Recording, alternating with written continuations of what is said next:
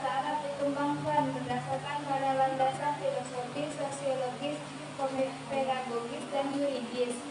Suatu landasan filosofis. Kurikulum pelajaran bahasa Arab pada madrasah dikembangkan menggunakan filosofi sebagai berikut. A. Pendidikan berakar pada budaya bangsa untuk membangun kebudayaan bangsa masa kini dan masa mendatang. Pandangan ini berimplikasi bahwa pengembangan kurikulum dan bahasa Arab pada madrasah harus dikembangkan dalam suasana budaya dan karakter asli bangsa Indonesia. B. Agama adalah seperangkat aturan dan konsep ilahi untuk kebahagiaan dunia sekaligus akhirat.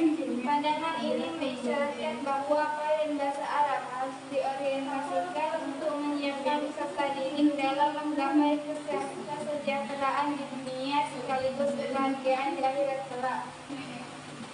Bentuk implementasinya antara lain: A. Aktivitas pelajaran bahasa Arab tidak dipisahkan dari aktivitas ibadah, melainkan dijalankan secara terpadu sebagai amal ibadah yang menyatu dalam ikhtiar duniawi. B. Orientasi dan dorongan belajar peserta didik harus diarahkan untuk kesehatan dunia sekaligus kebahagiaan di akhirat kelak. C. Praktik pendidikan di madrasah harus dijiwai dan diwarnai oleh nilai-nilai agama Islam, akhlak karimah, dan sebagai bentuk ibadah kepada Allah Subhanahu wa Ta'ala. C.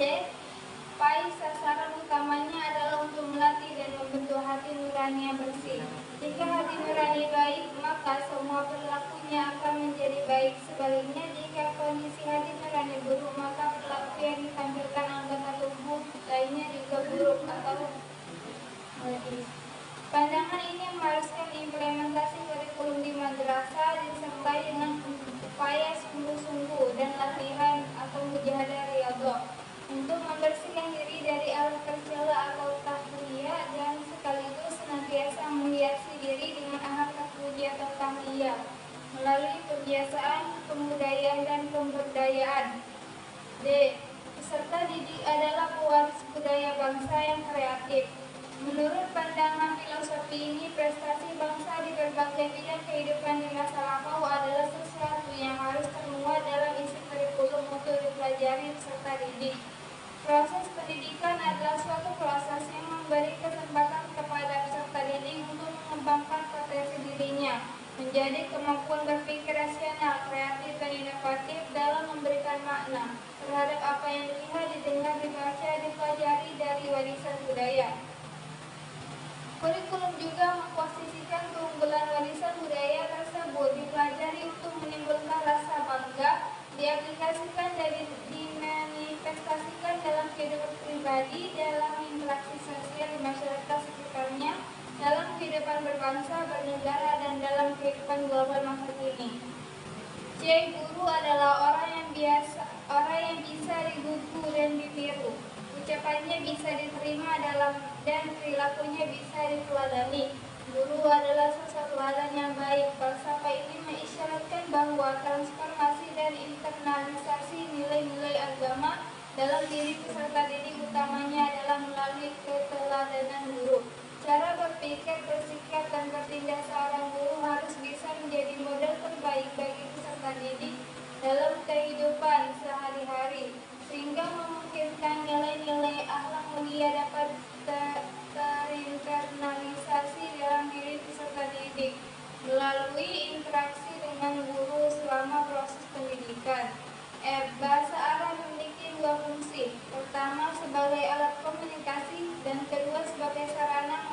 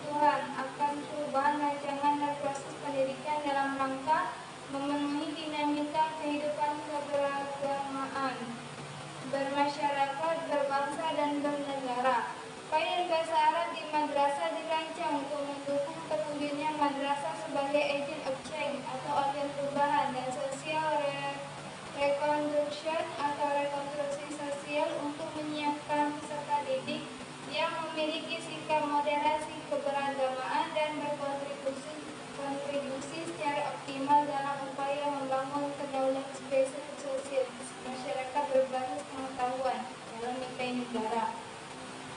Kurikulum bahasa Arab memiliki signifikansi yang kuat dengan bagaimana memahami PAI, namun bahasa Arab bukan saja sebagai media untuk memahami kitab-kitab yang menjadi sumber hukum Islam, akan tetapi juga memiliki aspek sosial. Bahasa Arab memiliki kekayaan makna atau great language yang merupakan representasi aspek sosial budaya bangsa Arab. Pengembangan kurikulum bahasa Arab sangat dibutuhkan untuk menyiapkan peserta didik memiliki kompetensi komunikasi dengan masyarakat internasional.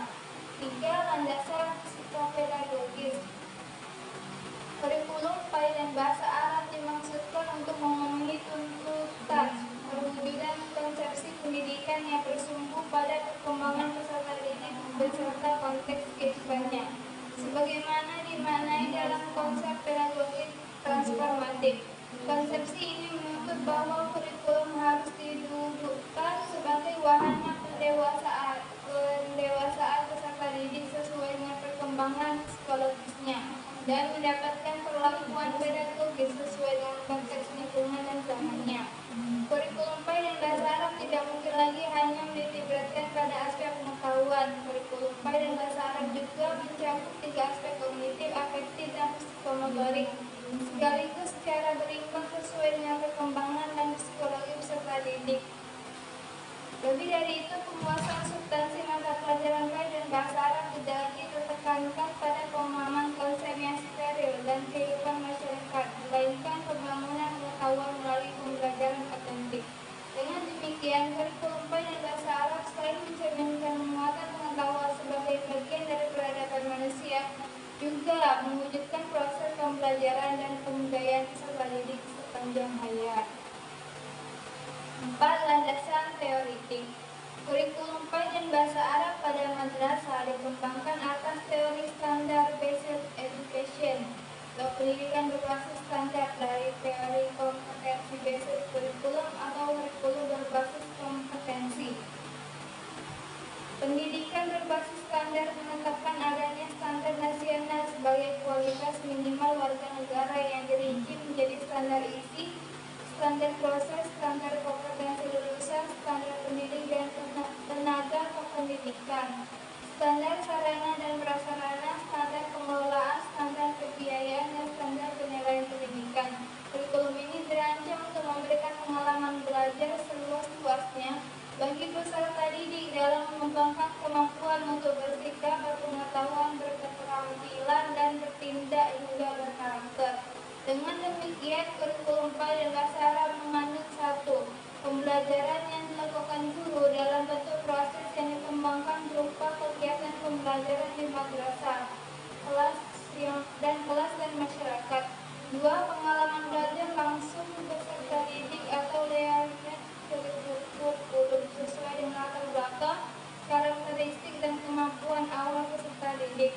Pengalaman belajar langsung individual peserta didik menjadi hasil belajar bagi dirinya, sedangkan hasil belajar seluruh peserta didik menjadi hasil kurikulum. Dan 3. Pengalaman pembelajaran PAI dan bahasa Arab melalui pembiasaan, pembudayaan, dan